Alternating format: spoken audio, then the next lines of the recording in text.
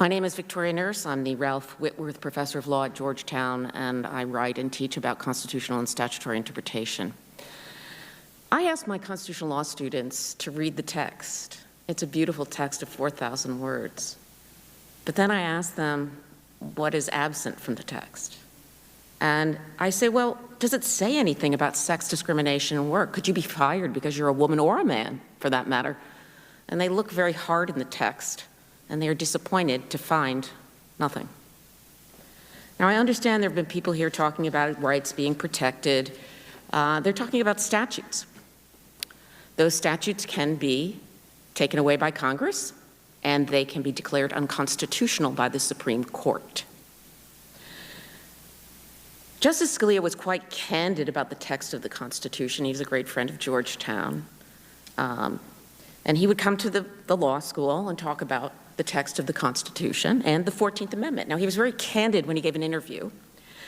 And he explained that the words equal protection, the 14th Amendment has been mentioned today, do not cover women. This is what he said. Certainly, the Constitution does not require discrimination on the basis of sex. The only issue is whether it prohibits it. Nobody ever thought that that's what it meant. He's referring to the 14th Amendment. Nobody ever voted for that. If the current society wants to outlaw discrimination by sex, hey, we have things called legislatures, and they enact things called laws. Justice Scalia told women to look to Congress, not the Constitution, for their rights. Recently, I watched the brave testimony of gymnasts Simone Biles, Aly Raisman, Maggie Nichols, and others who testified about their sexual assault and why the federal government had done so little, how the law had failed them, how they were disbelieved and ignored. It was something of a déjà vu for me. 30 years earlier, in the year 1990, I was a very young baby lawyer sitting behind a man named Joe Biden on the Senate Judiciary Committee. And I listened to emotional testimony like that of Bambi today about how the legal system had treated them as second-class citizens. It's been 30 years since that testimony, and yet those brave Olympians were saying the law still did not protect them, that the FBI had turned a blind eye. And I knew the deep reason for this. Why? It resides in the Constitution. And let me explain that. In 1994, Congress passed a bipartisan bill that might have helped many sexually assaulted and harassed women of color, of sexual orientation, and that would have included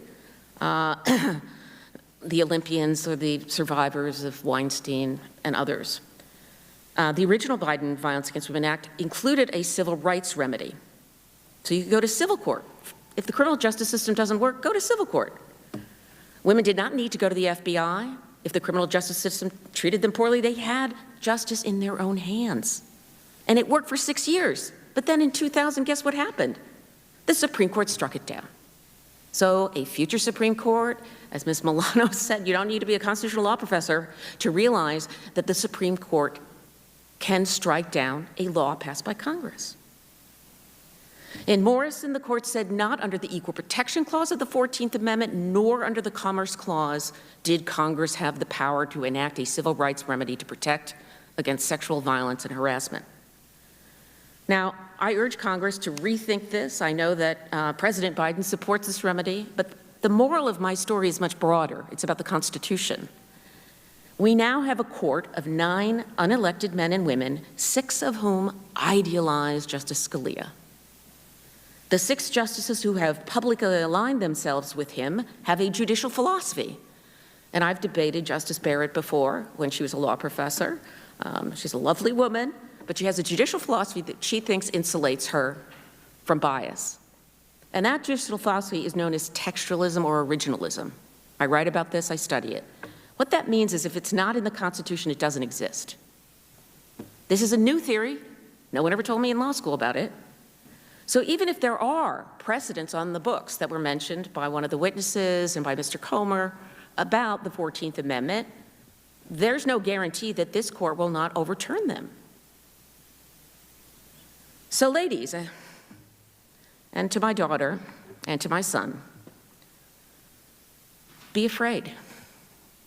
Other than the 19th Amendment, which gave women the right to vote, women are not recognized in the Constitution's text. Without the Equal Rights Amendment as a constitutional insurance policy, all of the things that women take for granted could simply go away with a vote of 5 men on the Supreme Court. Unequal protection is not a fantasy, it is a reality every day for women who are harassed, sexually assaulted, the victims of domestic violence. Harassment with impunity structurally protects racial and age discrimination as well. It is no wonder that interest in the ERA has mushroomed in the Me Too Time's Up era. Young women know. Madam Chairman. Let me just say one final word about this amendment. The time limit was in the preface to the amendment, not in the text. So when the 38th state ratified, it was ratified. If necessary, Congress has the power to extend the deadline, but that is only if necessary, and the OLC opinion, in my view, has no legal validity, and it is not law.